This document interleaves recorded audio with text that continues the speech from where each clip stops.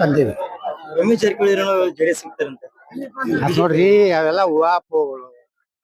ಯಾವ್ದು ಅವ್ರ್ಯಾಕ್ ಹೋಗ್ತಾರೆ ಲಕ್ಷ್ಮಣ ಸವದಿ ಯಾರೇ ಲಕ್ಷ್ಮಣ ಸವದಿ ಅವೆಲ್ಲ ಸುಮ್ಮ ಅವ್ರಿಗೆ ಅವ್ರು ಹೇಳ್ತಾರ, ಅವ್ರಿಗೆ ಅವ್ರು ಹೇಳ್ತಾರ. ರಮೇಶ್ ಜಾರಕಿಹೊಳಿ ಅವರು ನಾವು ಎಲ್ಲ ಒಂದೇ ಕಡೆ ಇರ್ತೀವಿ. ಯಾರು ಆ ಕಡೆ ಜೆಡಿಎಸ್ ಹೋಗುದಿಲ್ಲ, ಕಾಂಗ್ರೆಸ್ ಹೋಗುದಿಲ್ಲ. ಜೆಸಿಪಿ ಪಕ್ಷಕ್ಕೆ ಸೇರ್ಕೊತಾರ ಯಾರು ರಮೇಶ್ ಜಾರಕಿಹೊಳಿ ಬಿಜೆಪಿಗೆ ಅದಾರಲ್ಲ ಅವರು. ಏನೋ ನೀವು ಜೆಸಿಪಿ ಪಕ್ಷ ನೋಡೋಣ ಮುಂದೆ ಏನಾಗ್ತದೆ. ವಚನಾಂಶ ವಿಚಾರಣೆಗೆ ಹಂಗೆ ಎರಡು ಟ್ರಸ್ಟ್ಗಳೇ ಹಂಗೆ ಅದಾವು. ಅವರು ಯಾವ ಟ್ರಸ್ಟ್ ಎರಡೂ ಅದ್ರೊಳಗ ಹಗರಣ ಅದಾವ. ಅವ್ರು ಏನಾಗ್ಬಿಟ್ಟೈತಿ, ಅವೆಲ್ಲ ಟ್ರಸ್ಟ್ಗಳು ಸ್ವಂತ ಆಸ್ತಿ ಮಾಡ್ಕೊಂತಾರೆ, ಕೆಲವೊಂದು ಖಾಸಗಿ ಆಸ್ತಿ ಮಾಡ್ಕೊಂಡಾರೆ. ಅದು ಸಮಾಜ ಆಸ್ತಿ ಇಲ್ಲ. ಅಲ್ಲಿನೂ ಹಂಗೆ ಐತಿ, ಇಲ್ಲಿನೂ ಹಂಗೆ ಐತಿ. ಹೀಗಾಗಿ ಅದ್ರ ಮ್ಯಾಗ ಏನು ವಿಶ್ವಾಸ ಉಳಿದಲ್ಲ, ಸಮಾಜದ ಉಳಿದಿಲ್ಲ, ಏನು ಉಳಿದಿಲ್ಲ.